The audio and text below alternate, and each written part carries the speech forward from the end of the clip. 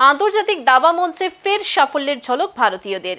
গুকেশ প্রজ্ঞানন্দ, দিব্যা দেশমুখের মতো তরুণ প্রতিভারা ইতিমধ্যেই বিশ্বের শীর্ষ সারিতে জায়গা করে নিয়েছেন। এবার সেই তালিকায় নতুন উজ্জ্বল সংযোজন রমেশবাবু বৈশালী।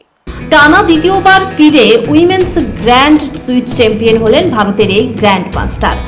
উজবেকিস্তানের সামারকান্দে অনুষ্ঠিত এই মর্যাদাপূর্ণ টুর্নামেন্টে 11 রাউন্ডের কঠিন লড়াই শেষে শীর্ষে শেষ করেন বৈশালী। শেষ রাউন্ডে চীনের প্রাক্তন বিশ্ব চ্যাম্পিয়ন তান বুনজাইং এর বিরুদ্ধে ড্র করে শিরোপা নিশ্চিত করেন তিনি।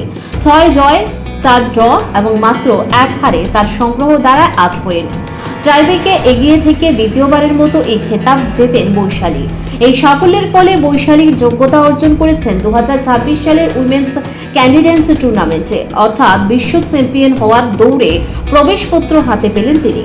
ভারতের মহিলা দাবাড়ুদের মধ্যে কানেরা হাম্পি, দিব্যা দেশমুখের সঙ্গে বৈশালীর এই সাফল্য নতুন মাত্রা যোগ করল। টানা দ্বিতীয়বার গ্র্যান্ড সুইস শিরোপা ধরে রেখে বৈশালী প্রমাণ করলেন আন্তর্জাতিক দাবায় ভারতীয়দের আধিপত্য কেবল পুরুষ বিভাগেই নয়, মহিলাদের মঞ্চেও সমানভাবে জড়িয়ে পড়েছে। এখন সকলের চোখ 2026 সালের ক্যান্ডিডেটস টুর্নামেন্টে, যেখানে বিশ্বসেরা হওয়ার দৌড়ে ইতিহাস গড়তে পারেন ভারতের এই দাবা সম্রাজ্ঞী।